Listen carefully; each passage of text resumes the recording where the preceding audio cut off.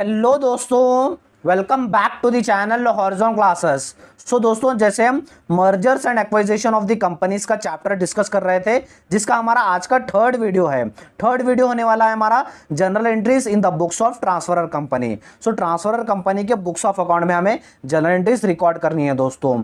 अब ये transferor company क्या है? ट्रांसफरर कंपनी, अगर मेरे दो पिछली वीडियोस आपने देखी है तो आपको कंफ्यूजन नहीं होगा। सो दोस्तों, जो भी है नया वीडियो अगर मेरा देख रहा है, कोई नया व्यक्ति देख रहा है, तो मैं रिफर करूंगा, पहले मेरे वो दो वीडियोस देखिएगा, उसके बाद ये वीडियो देखिएगा दोस्तों।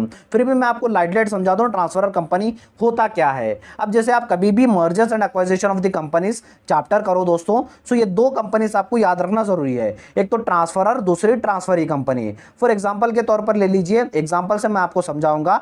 ट्विटर पहले किसी और की कंपनी थी, अब उसे एलन मस्क ने खरीद लिया। सो ट्विटर क्या होगी? ट्विटर का जो पहले का ओनर था उसे एलन मस्क पैसे देगा और वो ट्विटर अपने नाम पे एक्वायर कर लेगा। सो कंपनी बेचे जा रही है, सो कंपनी बेचे जाने के सारे ट्रांजैक्शन रिकॉर्ड होंगे और जो कंपनी खरीद रहा है वो भी नए ट्रांजैक्शन रिकॉर्ड करेगा। सो जो भी ये ट्रांसफरर कंपनी है, जो पहले ट्विटर थी उसका आप चेंज करके नाम एक्स कंपनी बोल के एलन मस्क ने रख दिया। सो ये ट्विटर जो थी ओल्ड कंपनी थी। ओल्ड कंपनी क्या थी? ओल्ड कंपनी ट्विटर थी, जिसे हम ट्रांसफरर कंपनी कहते हैं। अब जो नई कंपनी एक्स बोल के नाम दिया है एलन मस्क ने, वो नई कंपनी होगी जिसे हम ट्रांसफरी कंपनी कहेंगे। सो ट्विटर old company, transferor company. So दोनों के अकाउंट में हमारे ट्रांजैक्शन रिकॉर्ड होते हैं, ट्रांसफरर में और ट्रांसफरी में भी। सो आज की इस वीडियो में हम देखेंगे ट्रांसफरर कंपनी में कौन से जनरल एंट्रीज रिकॉर्ड होते हैं, और नेक्स्ट वीडियो में हम देखेंगे ट्रांसफरी कंपनी में कौन से जनरल एंट्रीज हमारे रिकॉर्ड होते हैं दोस्तों। सो चलिए हमारी वीडियो की शुरुआत करते हैं। और दोस्तों, वीडियो की शुरुआत करने से पहले मैं आपको बता दूं, मैं एडवांस कॉर्पोरेट अकाउंटिंग का सिलेबस स्टार्ट किया था बीकॉम 4 सेम के लिए दोस्तों, जिसके प्लेलिस्ट का लिंक मैं आपको डिस्क्रिप्शन बॉक्स में दे दूंगा और आई बटन पे भी दे दूंगा दोस्तों, आप जाकर देख लीजिएगा। अगर मेरी वीडियोस अच्छी लगती है तो वीडियो को लाइक कर दीजिए और इस चैनल को भी सब्सक्राइब कर दीजिएगा दोस्तों। सो चलिए हमारी वीडियो की शुरुआत करते हैं। सो चलिए दोस्तों, हमारे वीडियो की शुरुआत करते हैं। टोटल इस आपको ट्रांसफरर कंपनी के जनरल एंट्रीज में टोटल 14 जनरल एंट्रीज है दोस्तों। ये आपको रट्टा मार के याद करना है दोस्तों। अगर ये आप रट्टा मार के अगर याद करेंगे तो ही आपको फुल मार्क्स मिलेंगे दोस्तों। सो 14 जनरल एंट्री क्या क्या होंगे मैं आपको बताऊंगा। चलिए एक एक से डिस्कस करते हैं। सो फर्स्ट जनरल एंट्री है for transfer of all assets to realisation account except fictitious asset, यानी जितने भी आपके पास एसेट्स है वो आपको ट्रांसफर करना है रियलाइजेशन अकाउंट में। अब रियलाइजेशन अकाउंट क्या है? रियलाइजेशन अकाउंट यानी ये अकाउंट बनता है जब भी एक कंपनी बंद होने वाली है, तभी अकाउंट बनता है दोस्तों। सो आपको सारे एसेट्स उस रियलाइजेशन अकाउंट में ट्रांसफर करने होंगे, तभी आपकी कंपनी बंद होगी यानी क्लोज होगी। सो उसकी जनरल एंट्री होगी realisation account debit to each asset account. जितना भी अमाउंट आएगा बुक वैल्यू के हिसाब से वो आपको डेबिट में और क्रेडिट में लिखना है दोस्तों। उसके बाद सेकंड जनरल एंट्री होगी for transfer of all liabilities to realisation account. अब जितने भी आपके पास लायबिलिटीज है, जैसे बिल्स पेबल है, क्रेडिटर्स है, ये सब आपको निकालना होगा और आपके रियलाइजेशन अकाउंट में ट्रांसफर करना होगा। उसकी जनरल एंट्री क्या होगी? Each liability account debit to realisation account, और बुक वैल्यू के हिसाब से आपको अमाउंट लेना है दोस्तों। ये हो गए आपके दो journal entries. Third journal entry है for purchase consideration due. Purchase consideration क्या है? परचेस कंसिडरेशन यानी जो भी शेयर्स या तो फिर पैसे नई कंपनी पुराने कंपनी को पे करेगी, यानी ट्रांसफरी कंपनी ट्रांसफरर कंपनी को पे करेगी, उसे हम कहेंगे परचेस कंसिडरेशन। परचेस कंसिडरेशन का पूरा टॉपिक हमारे पिछले वीडियोस में हो गया था दोस्तों, अगर आपने अभी तक नहीं देखा तो जाकर देख लीजिएगा। पहले परचेस कंसिडरेशन हम पहले ड्यू करेंगे, उसके बाद जो अमाउंट मिलेगा वो हम ट्रांजैक्शन करेंगे। सो पहले परचेस कंसिडरेशन को ड्यू करने की भी आपको जनरल एंट्री करनी होगी। Transferee company account debit to realisation account, ये आपकी जनरल एंट्री होगी, और जो भी परचेस कंसिडरेशन का अमाउंट आएगा ये आपको यहां पर लिखना है दोस्तों।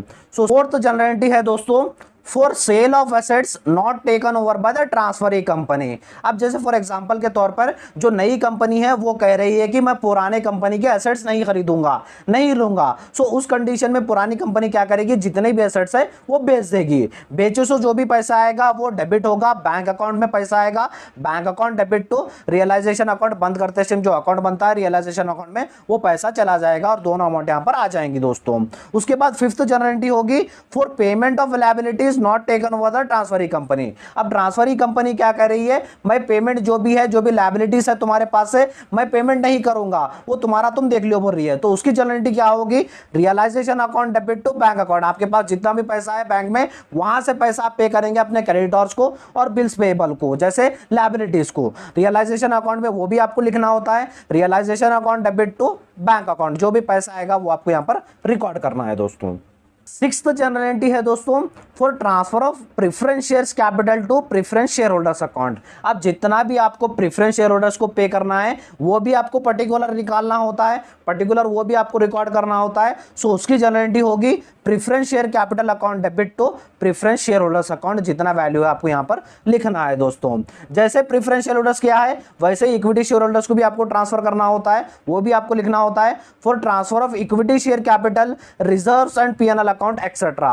अब यहाँ पर आपको नया दिख रहा होगा, रिजर्व्स यहाँ पर क्यों आया, पीएनएल अकाउंट क्यों आया। सो दोस्तों जो भी रिजर्व्स कंपनी ने बचा के रखे थे वो अब किसके ऊपर जाएंगे, किसके हो जाएंगे, वो ओनर्स के हो जाएंगे। ओनर्स कंपनी के कौन रहते हैं, इक्विटी शेयर होल्डर्स होते हैं। सो इक्विटी शेयर होल्डर्स में आपको वो भी रिकॉर्ड करना होता है। Equity share capital account debit, reserves account debit, या पीएनएल अकाउंट में जो भी पैसा है वो debit, securities premium account debit to equity shareholders account. ये आपको सारा रिकॉर्ड करना है इक्विटी शेयर होल्डर्स अकाउंट में दोस्तों।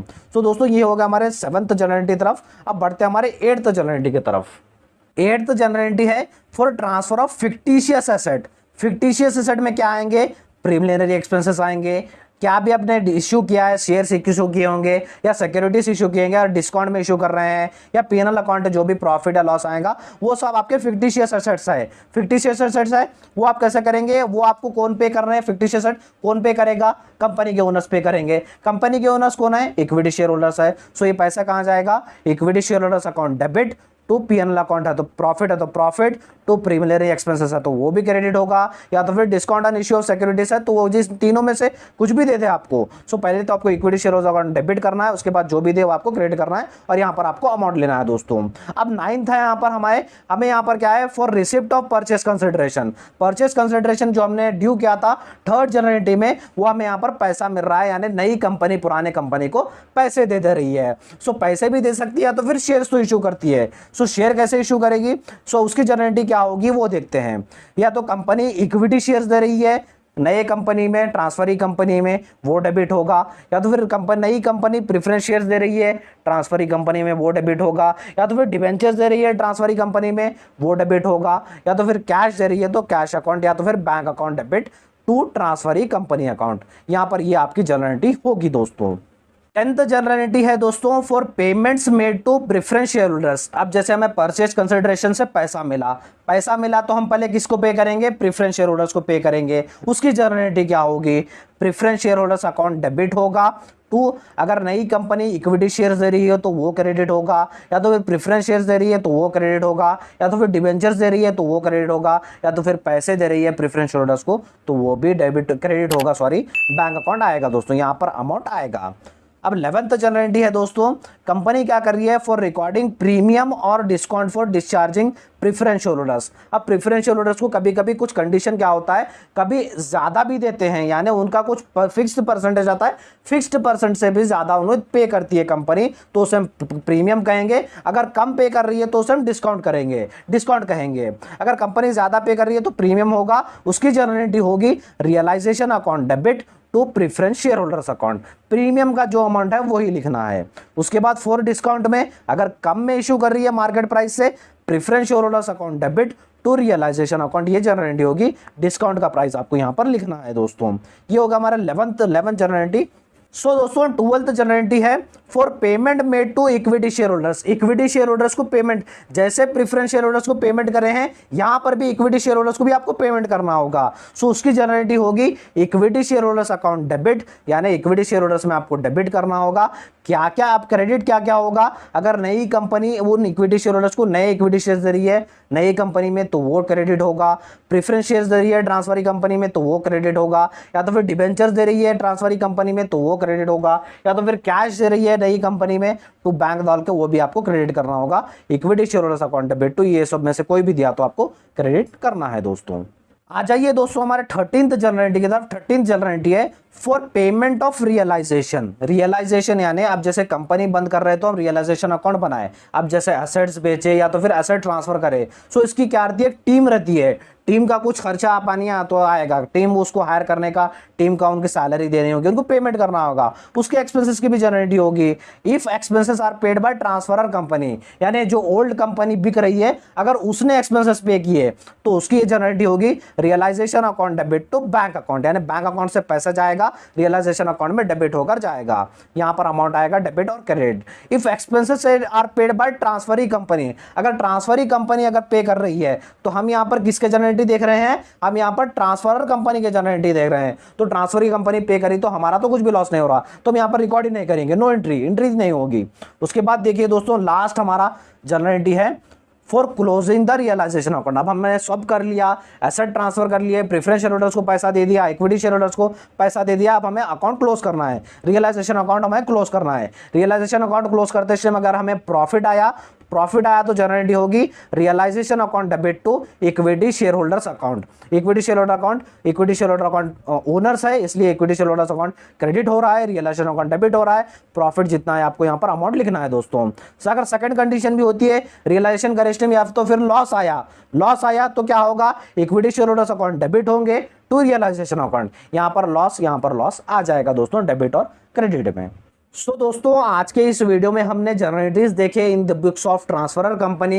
नेक्स्ट वीडियो होगा ledger accounts in the books of transferor company, वो भी वीडियो देखिएगा दोस्तों। नेक्स्ट वीडियो जैसे अपलोड होगा मैं डिस्क्रिप्शन बॉक्स में लिंक दे दूंगा दोस्तों। अगर वीडियो अच्छा लगा तो वीडियो को लाइक कर दीजिए और चैनल को भी सब्सक्राइब कर लीजिएगा दोस्तों। Thank you so much.